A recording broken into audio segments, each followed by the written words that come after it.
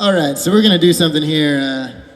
Me and Sandra met. We were neighbors in Jersey City, and met drunkenly while I was outside on my stoop playing guitar at 2 in the morning. And we've done some collaborative things around that same hour of the night. So we're gonna. She's a spoken word poet, really well known in the area. She's been to regionals, right, in DC.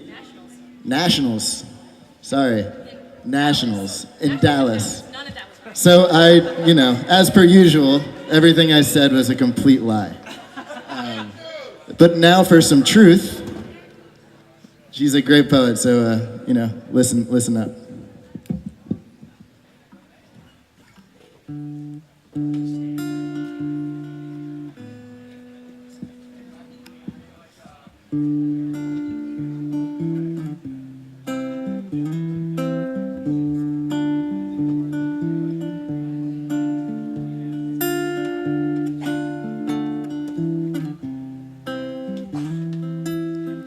When I was younger, I cupped my hands under the sink for my daily midnight drink. I learned as a child that holding and retaining are inherently separate entities. The spaces between these fingers, they may once have fit yours, but they then became the places you slipped through instead. At 2, I learned that things that leave your eyesight do not disappear from existence. At 25, I learned that things you are full focus staring at, pupils dilated and heartbeat centered, may not actually exist. There are backward flawed logic lessons that I never thought I'd have to learn. Like how when you said I love you, you meant I'm leaving you.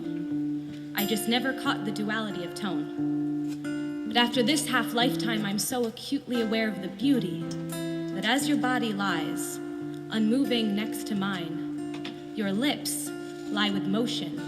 I see the silver strands of deceit like wisps of breath exiting your lungs, and you make the corners of my lips turn upwards, and I smile.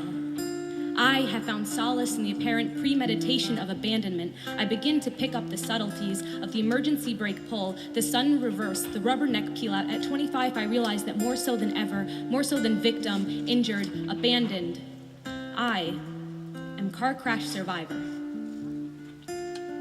At 7, I learned that you will look differently when you return through the front door.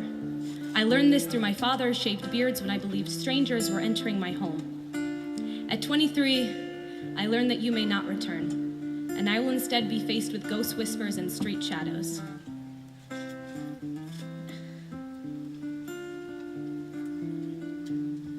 At 14, January stole everything I had ever found love in. At 17, I hung my loss around my neck to remind myself of how to keep distance. At 15, I gave him the best part of myself. At 24, I realized there are better parts of myself.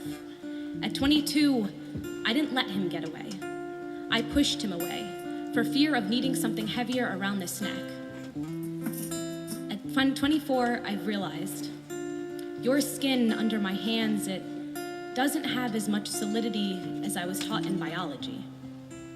Holding and retaining are 2 inherently separate entities. My hands were always left, empty, but still wet.